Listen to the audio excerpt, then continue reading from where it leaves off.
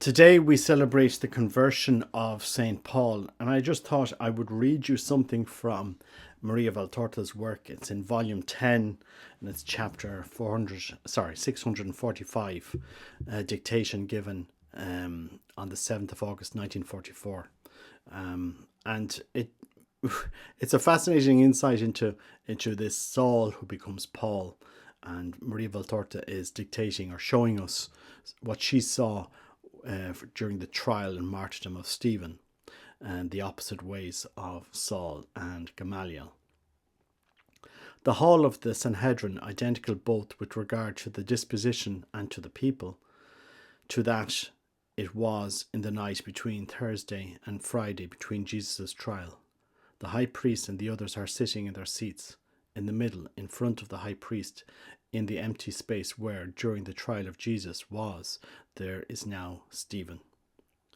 He must have already spoken, and you can see this in Acts 6, 8 to 15 and 7, 1 to 54, professing his faith and bearing witness to the true nature of the Christ and to his church, because the tumult is at its climax, and in its violence it is similar to the one that raged against the Christ on the fatal night and betrayal and deicide. Blows, curses, horrible oaths are hurled against the deacon Stephen, who, under the brutal blows, staggers and totters, while they savagely tug him here and there. But he keeps his calm and dignity, and even more, he is not only calm and dignified, but he is also blissful and almost ecstatic, disregarding the spittle streaming down his face and the blood running from his nose. He has been violently struck. At a certain moment he raises his inspired face and his bright, smiling eyes to stare at a vision known to him alone. He stretches his arms out crosswise. He raises them up as if he wished to embrace what he sees. Then he falls to his knees, exclaiming, "Here I can see the heavens thrown open, and the Son of Man, Jesus, the Christ of God, whom you have killed, standing at the right hand of God." Then the tumult loses even the least part of that it still retained of humanity and legality, and with the fury of a pack of wolves, of jackals, of rabid wild beasts, they all hurl themselves on the deacon. They bite him, they trample on him, they grasp him, they raise him, lifting him by the hair, they drag him, lifting him, drop him again, while fury opposes fury, because in the rush those who try to drag the martyr outside are hindered by those who pull him in another direction to strike him and tread on him again. Among those furious ones there is a young, short, ugly man named Saul. His fierceness of his face is undescribable. In a corner of the hall there is Gamaliel, who has never spoken, neither in the brawl, neither has he ever addressed Stephen or any mighty person. His disgust for the unfair wild scene is manifest. In another corner there is Nicodemus, who is also disgusted and does not take part in the trial or in the brawl, and is looking at Gamaliel, whose countenance is clearer than any word. But suddenly and precisely, when he sees Stephen being lifted by his hair for a third time, Gamaliel wraps himself in his very wide mantle, and he goes towards an exit in the opposite direction to that towards which the deacon is being dragged. His action does not pass unnoticed to Saul, who shouts, "Rabbi, are you going away?" Gamaliel does not reply. Saul, fearing that Gamaliel does not understand that the question was made to him, repeats it and specifies it. "Rabbi Gamaliel, are you evading this judgment?"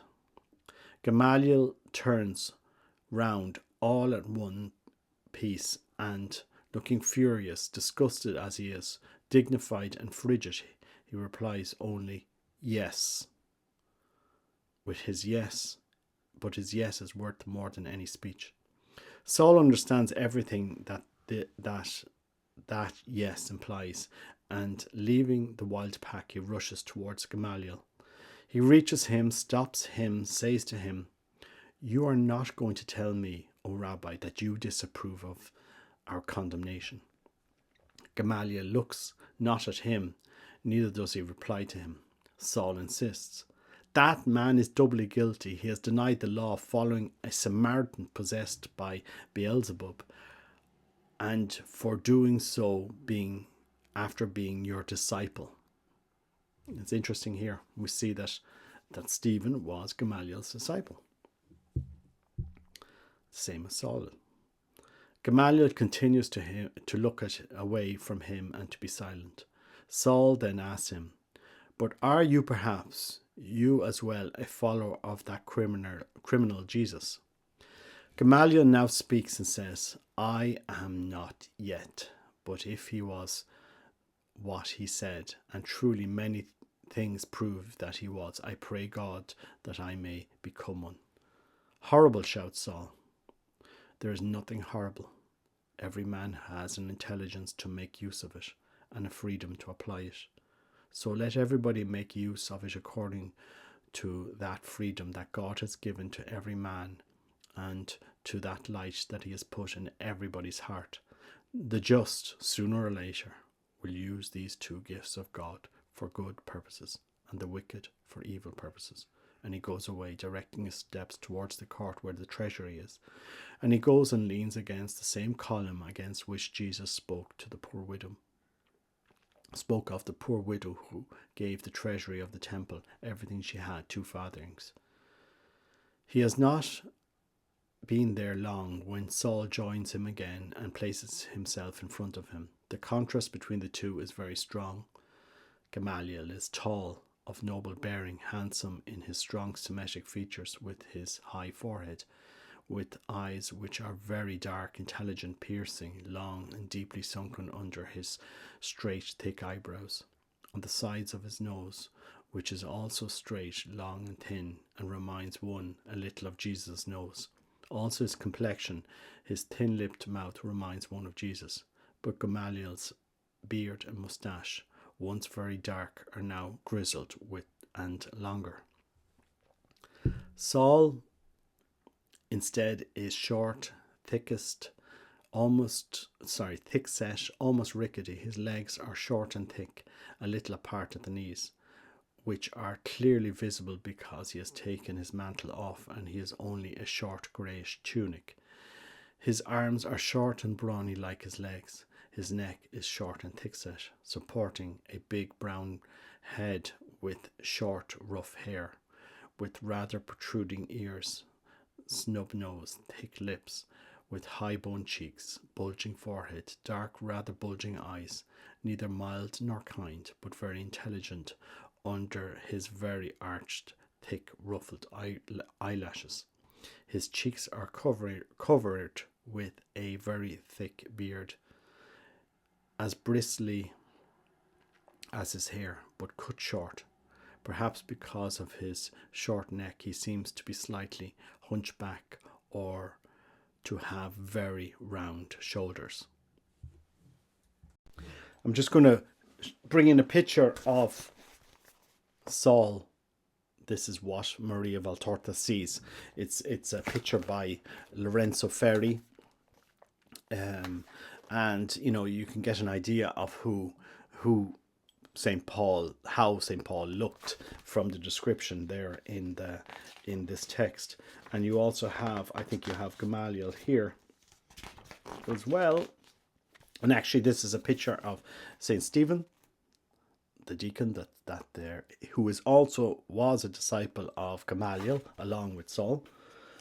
And they have a picture here of Gamaliel. There you go. So this is the picture of Gamaliel that Maria Valtorta describes, as well as that of Saul. So this you can put imagine how these figures looked, and gives you an idea of the scene that's being painted here. Very detailed scene. Anyway, go on. He is silent for a moment, staring at Gamaliel. Then he says something to him in a low voice. Gamaliel replies to him in a clear, loud voice. I do not approve of violence for any reason whatsoever.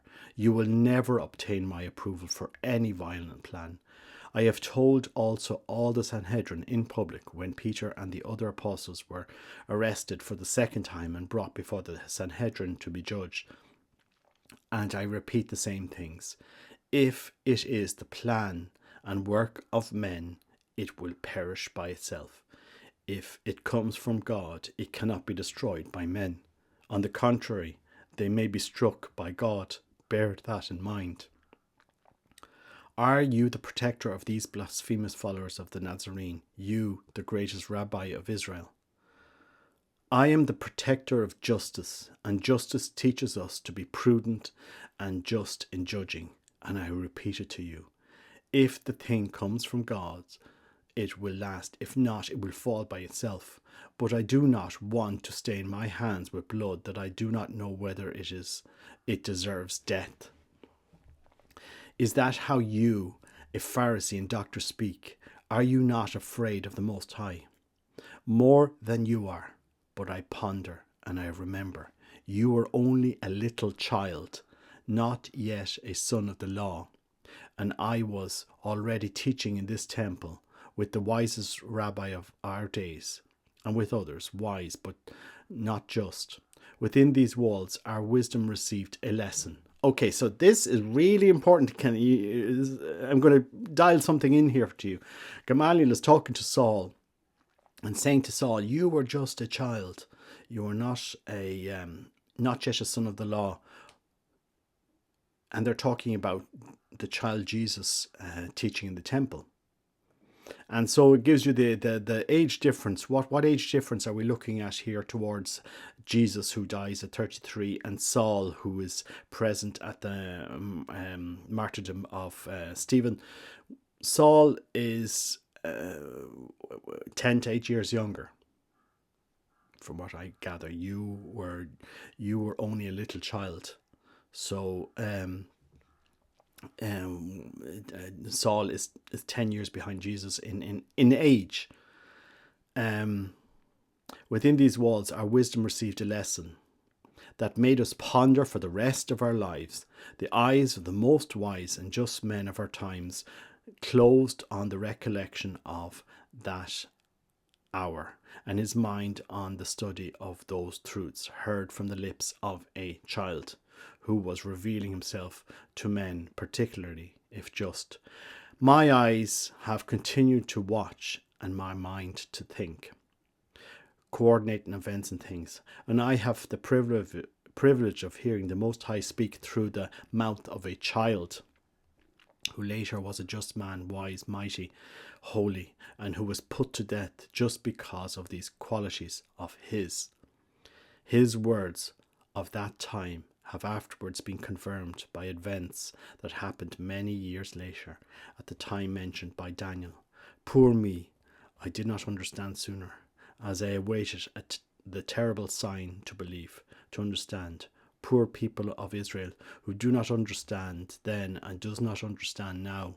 The prophecy of Daniel and those of other prophets of the word of God continue and will be fulfilled by Israel, stubborn, blind, deaf, unjust, as it continues to persecute the Messiah and his servants.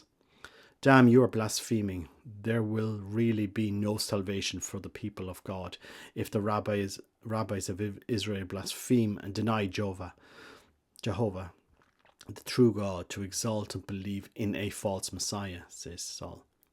I'm not blaspheming, but all those are who insulted the Nazarene and continue to despise him by scorning his followers. And yes, you are blaspheming because you hate him in himself, in his followers. But you were right when you said there is no more salvation for Israel, not because there are Israelites who have passed into his flock, but because Israel has struck him to death. You fill me with horror. You are betraying the law, the temple, says Saul. Denounce me then to the Sanhedrin, that I may share the lot of him who is about to be stoned. I will be the beginning and the happy conclusion of your mission. I shall be forgiven through this sacrifice of mine for not having recognized and understood the God who was passing as Saviour and Master among us, his children and his people. Saul, with an angry gesture, goes away rudely to the court facing the hall of the Sanhedrin, the court in which the crowd is still shouting in exasperation against Stephen. In this court, Saul joins the torturers who were waiting for him, and with others he comes out of the temple and then out of the town walls. Abuse, jeers continue to be shouted at, blows to be dealt to the deacon, who, already tired out and wounded, proceeds staggering towards the place of execution. Outside the walls there is a stretch of wasteland covered with stones, completely deserted. When the executioners arrive there, they spread out, forming a circle, leaving the condemned man all alone in the centre. With his torn garments and his body bleeding in many parts as a result of the wounds already inflicted on it, they tear his garments off him before moving away from him. Stephen is left with a very short tunic. They all take off their long garments. Off and remain with their tunics only, as short as the one worn by Saul, to whom they entrust their garments, as he does not take part in the lapidation, either because he has been upset by Gamaliel's words or because he is not good at hitting the mark. The executioners pick up some large pebbles and some sharp stones, in which they place a bounds, and they begin the lapidation.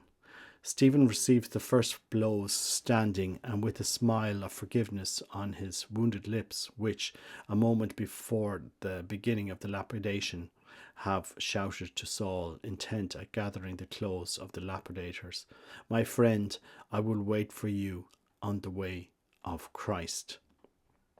To which Saul replied, "Pig possessed," adding to the insults of a mighty kick in the shin bone of the deacon, who almost falls because of the blow and the pain.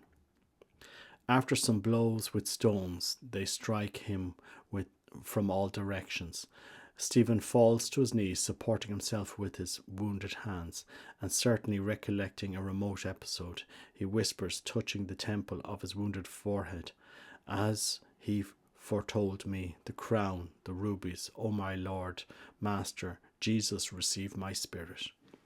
Another hail of blows on his already wounded head makes him collapse on the ground that becomes impregnated with his blood, which, while he lies in the stones, always under hails of more and more, on the point of breathing his last, he whispers, "Lord, Father, forgive them, bear them no grudge for this sin of theirs, they do not know what."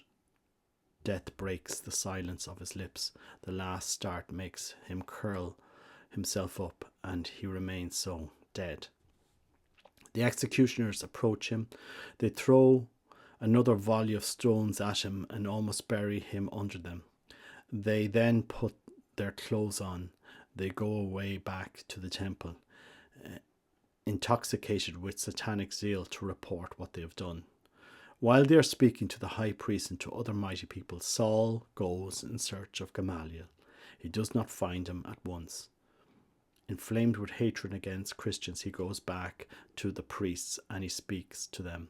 He convinces them to give him a parchment with the seal of the temple, authorizing him to persecute the Christians.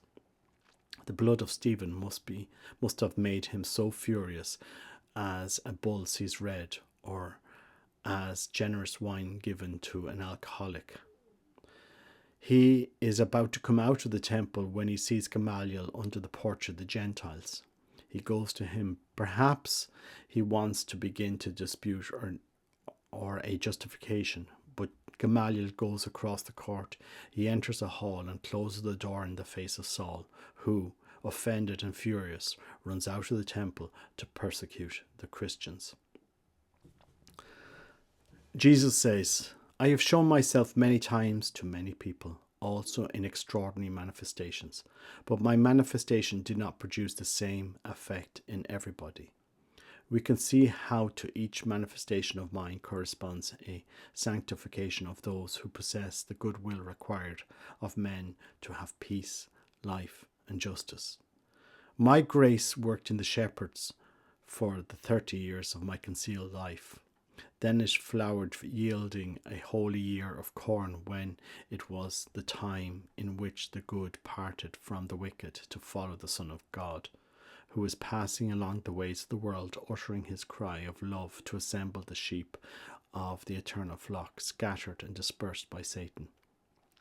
Present among the crowds that followed me, there were my messengers, because with their simple and convincing reports they proclaimed the Christ, saying, "It is he.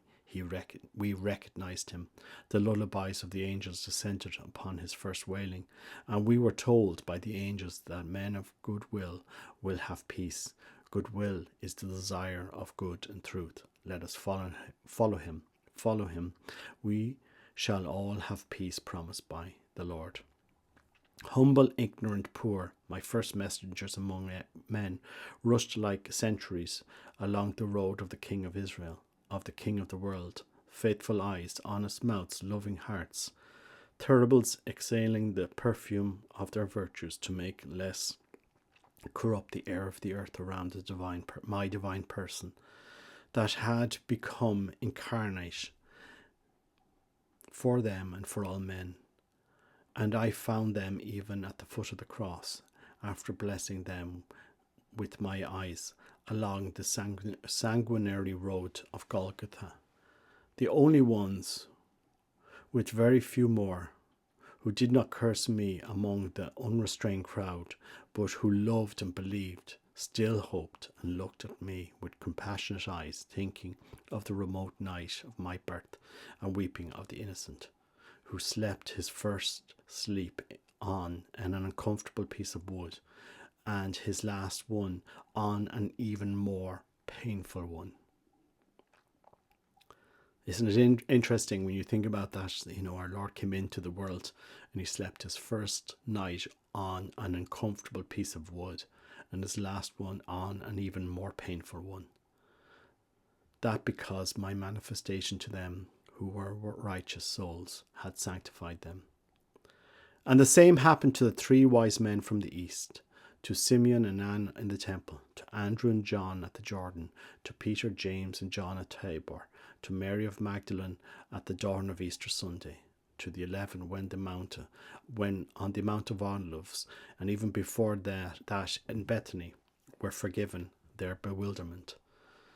No, John, the pure apostle, did not need to be forgiven. He was the faithful, ever-loving hero, the most pure loved. His purity of heart, of mind, of heart, of body preserved him from all weakness. Gamaliel, and with him Hillel, were not as simple as the shepherds, as holy as Simeon, as wise as the 3 men. In him and in his master and relative, there was the tangle of the Pharisees, Lanus, to suffocate the light and the free expansion of the tree of fruit. But in their being Pharisaic, there was purity of intentions. They thought they were in the right, and they wished to be so. They wished it by instinct because they were just, and by intellect because their spirits shouted out of discontent. There are too many ashes mixed with this bread. Give us the bread of the real truth. Gamaliel, however, was not so strong as to have the courage to break these Pharisaic lianas. His humanity enslaved him still too much, and with it the considerations of human esteem, of personal danger, of family welfare. Because of all these things, Gamaliel had not been able to understand the God that was passing among his people, or to use that intelligence and that freedom that God had given every man so that he may use them for his own good.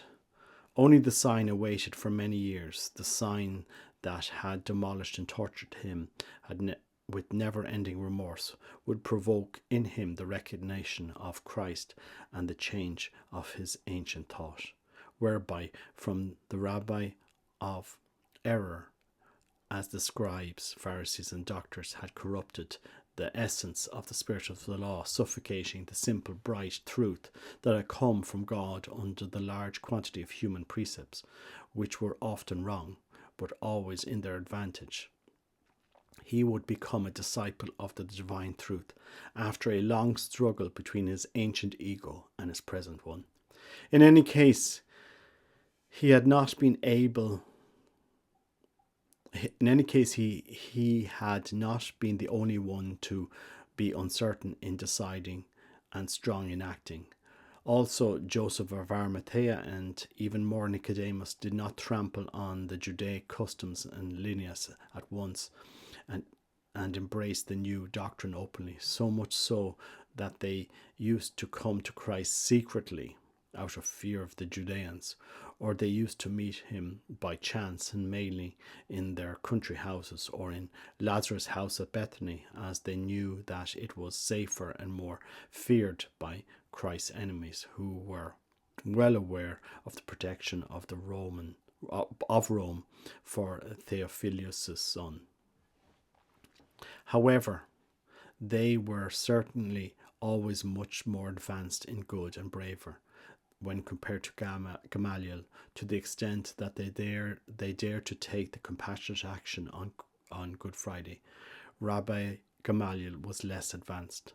But you who are reading, pay attention to the power of his upright intention. Through it, his very human justice becomes tinged with the superhuman hue.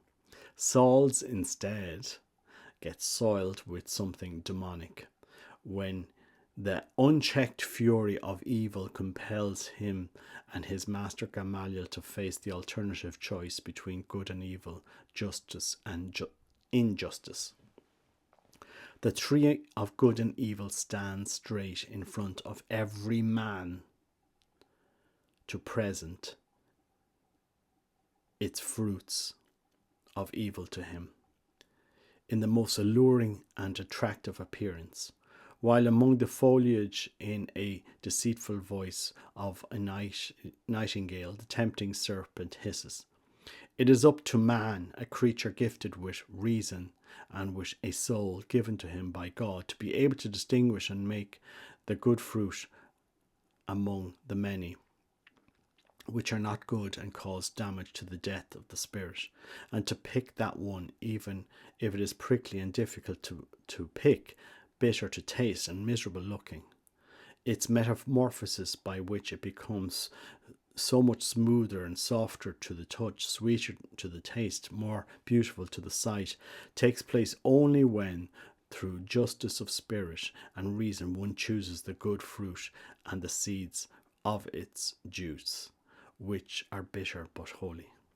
Saul stretches out his greedy hands for the fruit of evil, of hatred, of injustice, of crime, and he will stretch them out until he is struck with lightning, crushed, deprived of human sight, so that he may achieve this superhuman sight and may become not only just, but an apostle and a confessor of him whom he previously hated and persecuted in his servants.